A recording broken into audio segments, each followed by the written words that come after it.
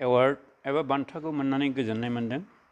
मानो होननानै बुङोब्ला जोंनि बर'फोरनि गेजेराव दासो जों साथाम पद्मश्री एवार्डखौ मोन्दों आरो सिगाङाव आं गोजोननाय मोन्दों 2005 मायथाइयाव जेब्ला साहित्य एकाडेमि एवार्ड बान्था मोनो आरो गिबिसिन बर'फोरनि गेजेराव बान्था मोननानै आं गावखौनो गोग्गानाय मोन्दोंमोन। इयुन जोलै एबा फिउचार जेनेरेसननि थाखाय जोंनि दा दावगाफुनाय लिरगिरि गोदान लिरगिरि बयहाबो बिबान दं आरो आंबो सासे लिरगिरि हिसाबै भारत सरकारनि गनायथि मोननाय सासे साहित्य एकाडेमि एवार्डी हिसाबै बेखौनो आं खावलायो दानि जाखांफुनाय लिरगिरिफ्रा इयुन जोलैनि गोबां बाथ्राफोरखौ गोथौ बिजिरनानै लिरनानै फोसावनांगौ। जोंहा गोबां फोथार दं, फिल्ड दङ।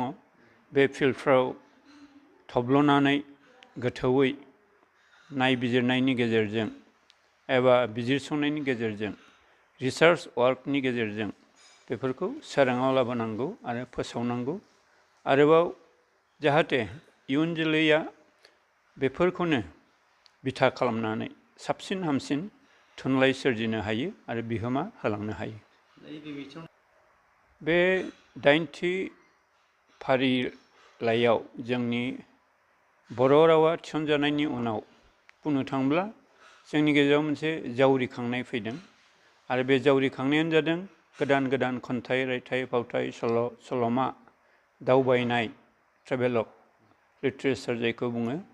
बे बिथिङाव बुंनो थाङोब्ला गोथौयै बिजिर लिरनानै थुनलाइ सोरजिगासिनो दङ आरो बेनि थाखायनो जोंनि गेजेराव दावबायनायनि सायावबो ट्रेभेलग लिटारेचारनि सायावबो जों गोथौयै नोजोर होनांगौ। आरोबाव जोंहा फावथाइ आरो गुबुन फावथाइनिनो बिबान एबा दालाय जेरै मोसामु फावथाइ, डान्स ड्रामा, सुबुं फावथाइ बा दिन्थिगासे फावथाइ, आबुं फावथाइ बे फारसेबो गोथौयै आरोबाव दांग्रोमनानै जारिमिनारि, बुहुमखौराङारि बा बेबायदिनो खन्थाइमायारिनि सायाव गोदान फावथाइ लिरनानै बिहोमा होनांगौ आरो इयुन जोलैया बेफोरबायदि खामानिखौ दा गोसो गोथारै मावगोन होननानै आं मिजिंथियो। आंनि बिजिरनाया बेनो बर' राव थुनलाइखौ गोख्रोङै जोङो दानानै गायसंनानै लानो हायोब्ला आरोबाव बिजों लोगोसेयैनो बर' बिजों जायखौ बुंनाय जादों बर' मिडियाम अफ इन्सट्राक्सननि सायाव गोथौयै नोजोर होनानै जोंनि फरायसाफोरखौ बे फारसे इन्टारेस्टेड खालामनांगोन। गारजियानफोर, बिमा बिफाफोरनि गोसो बोगथाबनो हानांगोन। आरोबाव बर' बिजोङा रोखायै गोख्रोङै गसंथिनो हायोब्लानो बर' राव थुनलाइया जोङो उन्दै हारिनि राव थुनलाइ होननानैब्लाबो बियो माब्लाबाबो गोमोरनानै थांनाय नङा। मानोना बर' बिजों थिसनजानायनि उनावनो जोंनाव गोदान लिरगिरि, गोदान थुनलाइगिरि एबा बिजिरसंगिरि, रिसार्च स्कलार जोनोम जादों। दा जोंनि बर'नि सायाव रिसार्च खालामनांगौ, बर'नि सायाव थुनलाइ सोरजिनांगौ होननानै बुङोब्ला जोङो बर' बिजोंनि सेर जोङो आवगायलांनांगोन आरो लामा दिन्थिलांनांगोन। आं बेखिनिखौ बुंनो सानो। जोङो क'क्राझार जिल्ला दुलाराय बाथौ गौथुमा बिथां डक्टर मंगलसिं हाज'वारि बिथाङा साहित्य पद्मश्री बान्था मोननायाव जोबोद गोजोननाय मोनदों आरो गोजोननानैनो जोङो दिनै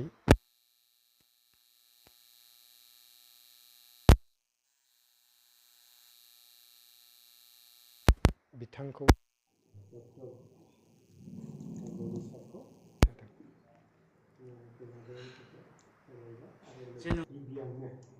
बेथ' जोङो आंल' मिथिनाय नङा, जों दुलाराय बाथौ गौथुमनि मानसियाल' मिथिया। बिथाङा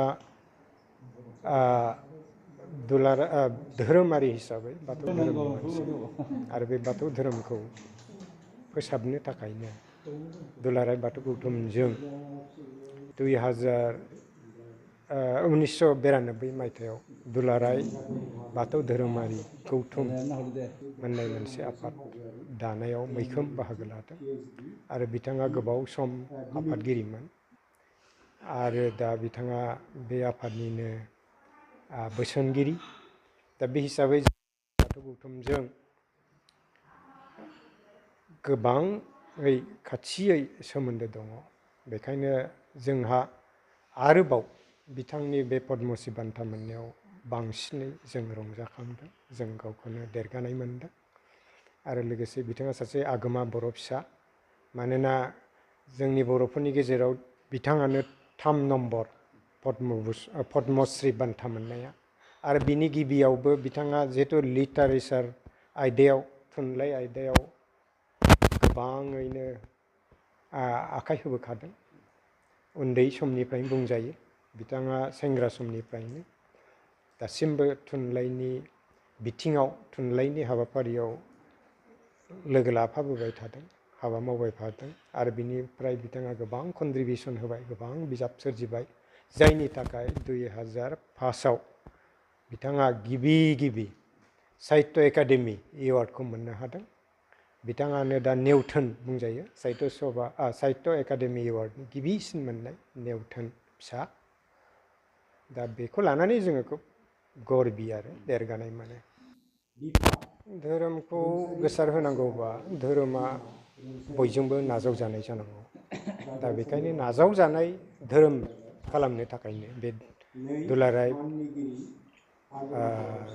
बाथौ धोरोमारि गौथुम बै समनि, खिन्थु बेखौनो दा दुलाराय बाथौ गौथुम होनना मिथियो आरो बेखौनो बाथौ महासभा होननानैबो मिथियो आथिखालाव। दा बे नोजोरजोंनो बे दुलाराय बाथौ गौथुमा बाथौ धोरोमनि माखासे गेना गोरोन्थिफोर दं नामा बेफोरखौ नायदों, बिजिरदों आरो बिजिर फोसाबनानै लादों। मानोना फोसाबनायब्लासो नाजावगोन। दा बे फोसाबनायनि गेजेरजों गोबां मानसिफ्रा नाजावनानै लादों आरो जेब्ला बयबो नाजावगोन अब्लानो बे धोरोमा थांनानै थागोन। दा दुलाराय बाथौ गौथुमा बे नोजोरजोंनो हाबाखौ मावबाय थादों।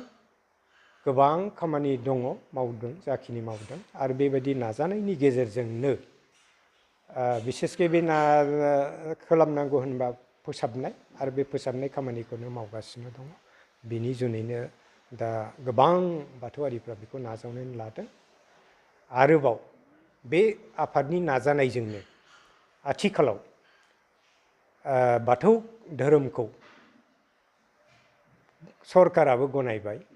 बेखौ 2017आव बिटिसि हालामाव गिबियै सरकारि बन्द होलायनानै स्वीकृति होबाय आरो बिनि सेर सेरनो उननि बोसोर 2018आव आसाम गभर्नमेन्टआबो बन्द फोसावबाय।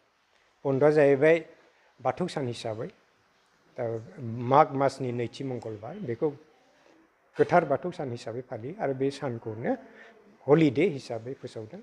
आरो बे हलिडे फोसावनायनि गेजेरजों सरकारा जे बाथौआबो मोनसे धोरोम बेखौ गनायथिदों होननानै जोङो साननानै लायो आरो नंगौबो, बेखौ बयबो दा गनायबाय, बयबो मिथिबाय। इयुन समावहाय बाथौ धोरोम निस्सय जोङो दुलाराय बाथौ गौथुमा बेखौनो हाबाफारि लायो।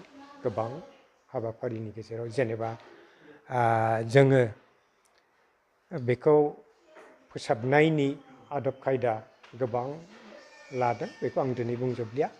बेनिफ्राय नैबे बाथ्राखौ आङो बुंनो लुगैदों बिनि गेजेरावनो जे बाथौ धोरोमारि मानसिफ्रा, गिबियावथ' बर'फ्रा बाथौ धोरोमारि जोबमोन गिबिथाराव।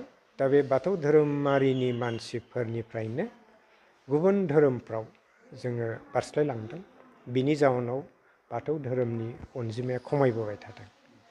ओमफ्राय जों नुनो मोनदों माखासे डाटा जे भारताव जेब्ला सेन्सास खालामो बे सेन्सास खालामनायाव 2011 आरो 2001 नि सेन्सासाव नुनो मोनदों 2001 आव 3 लाख बेसेबांबाल' अनजिमा मोनदों बेखौ आं एक्युरेट बावबाय ओमफ्राय 2011 आव 2 लाखनिल' अनजिमा मोनदों एसे दंबावो आरो आद्रा दा बेखौ नायनानै बाथौ धोरोमनि अनजिमाया मारै सरकारि रिपर्टआव खमायखो दा बे खमायनायनि जाहोना मा बेखौ लानानै जोङो सोमखिखांदों जानो हागौ बेनि जाहोना गुबुन धोरोमाव बारस्लायनाय आरो गुबुन मोनसेया जाहैबाय हयथ' सेन्सासानो भुलबो जादों बे मोननै खारनाव जोंनि बाथौ धोरोमनि मानसिया खमायबोदों होमबा देग्लाय 2021 आव सरकारनिफ्राय दा सुबुं साननाया जानांगौ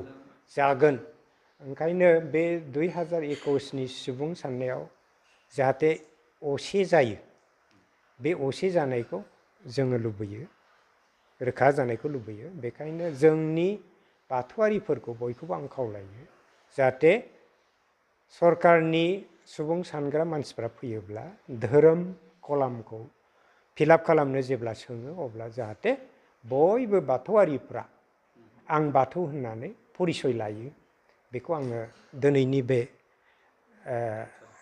बे दिननि गेजेरजों बे चेनेलनि गेजेरजों खावलायबाय मानोना 2021 आव सुबुं सानगोन बे सुबुं साननायाव मानसिल' साना बे मानसिया मा मावो मा दाङो मा धोरोमनि मा रावनि गासिबो डिटेल हिसाब लागोन बे साननायाव बर' बाथौआरिफोरनि गेजेराव बेसेबां दङ बे बाथौआरिफोरखौबो हिसाब लागोन ओंखायनो बाथौआरिफ्रा जाहाथे बयबो गावखौ बाथौ होननानै परिचय लायो बेखौ खावलायदों